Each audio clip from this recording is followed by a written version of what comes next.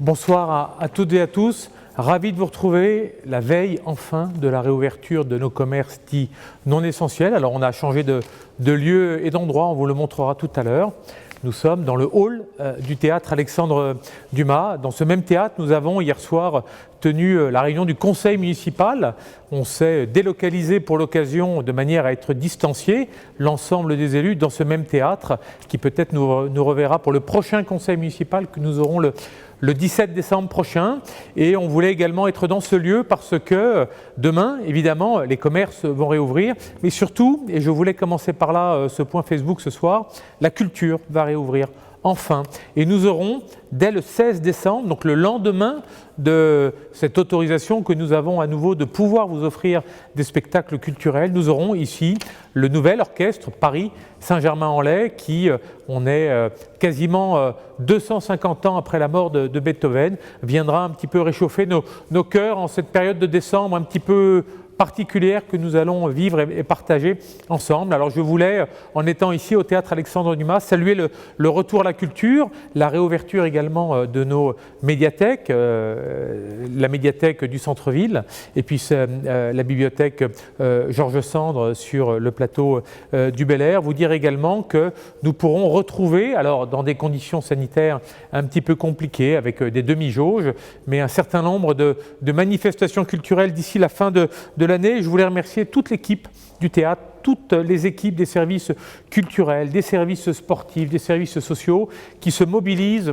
depuis des semaines pour fermer, démonter, reprogrammer, déprogrammer, annuler, reporter, réouvrir l'ensemble de nos services à la population. C'est l'une des données de cette crise sanitaire, c'est qu'il faut constamment s'adapter, il faut être souple, il faut être réactif, il faut être pragmatique et je voulais tirer un grand coup de chapeau à l'ensemble de nos services municipaux qui le font avec le sens du service public à la population qui leur est cher et auquel ils sont très attachés. Alors vous voyez, de la culture aux festivités, il n'y a qu'un pas et vous avez pu peut-être constater un certain nombre de sapins de Noël qui ont déjà été mis en place. Alors théoriquement, on aurait dû faire cette illumination de Noël dès le vendredi 4 décembre. On a décidé, là où on le pouvait, d'anticiper.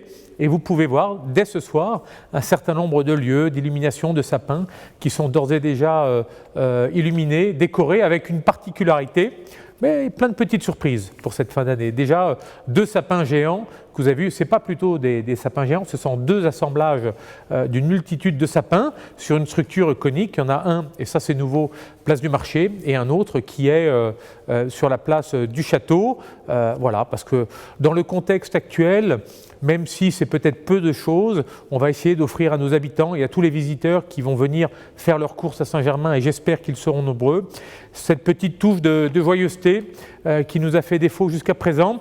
Il nous faut retrouver aussi le goût de la fête, une fête qui est limitée, une fête qui sera adaptée en cette fin d'année, toujours avec ces règles sanitaires un peu moins strictes qu'avant.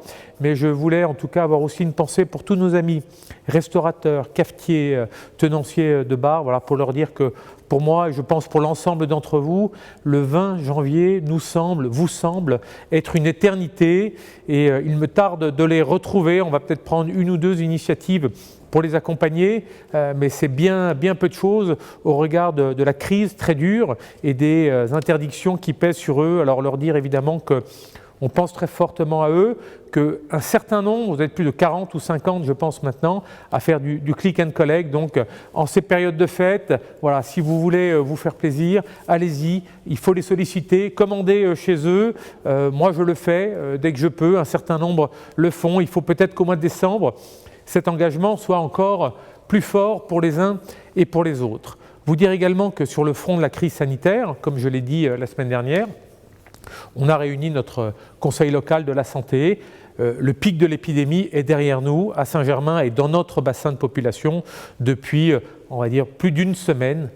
déjà, presque 10 jours, ça se voit. Il y a moins de tension sur les hospitalisations, moins de tension sur les réanimations à l'hôpital, selon les informations que m'a communiqué le docteur Welker. Donc voilà, un grand coup de chapeau aussi à tous les cadres hospitaliers, à tous les soignants, à tous les accompagnants. On pense évidemment à tous ceux, y compris dans les résidences-services, dans les EHPAD, déploient des tests antigéniques et accompagnent au plus près nos seniors et tous ceux qui sont en situation de fragilité. Cette fragilité, on en tient compte.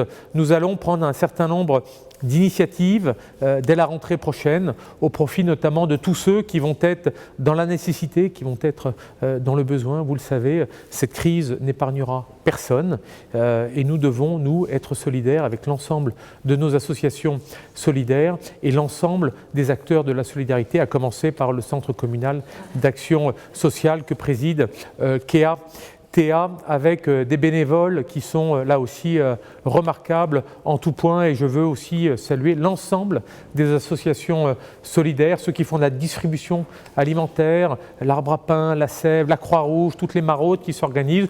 On va rentrer un petit peu dans le dur, voilà, la crise sanitaire, la crise sécuritaire et maintenant cette crise sociale qu'il va nous falloir accompagner. Et vous le savez, la ville sera avec moi-même et avec l'ensemble des élus et de nos services à vos côtés pour faire face et pour faire front, comme nous l'avons toujours fait, à toutes ces difficultés qui depuis presque un an maintenant sont malheureusement pèsent sur notre quotidien. Je vais vous parler des tests.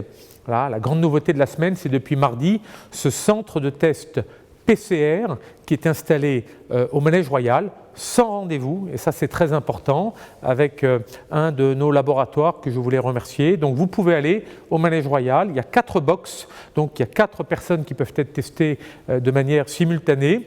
On a toujours les tests antigéniques à l'hôtel de ville.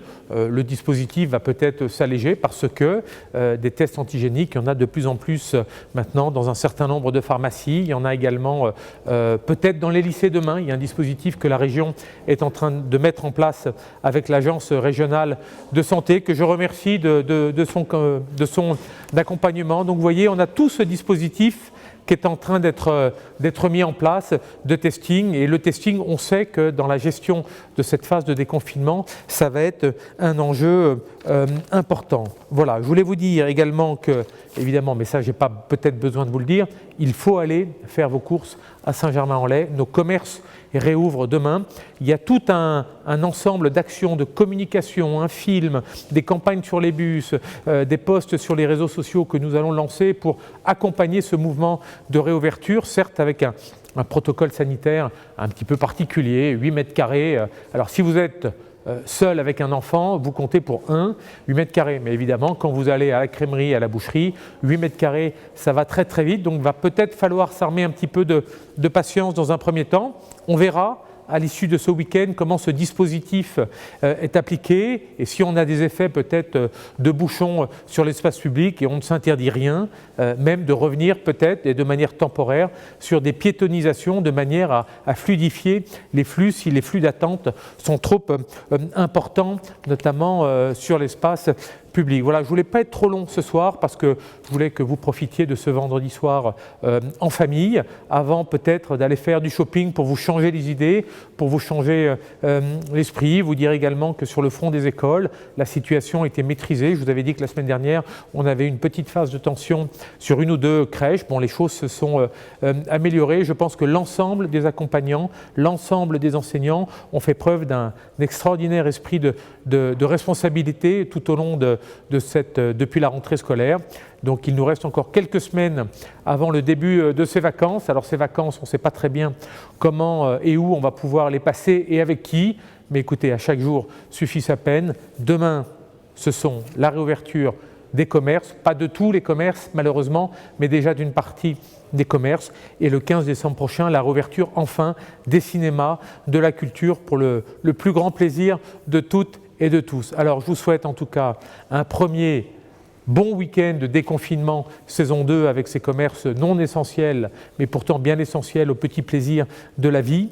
Profitez-en, sortez en famille, les décorations de Noël seront là également pour égayer votre quotidien et cette fin d'année. Je vous embrasse, je vous souhaite un très bon week-end et je vous dis à bientôt.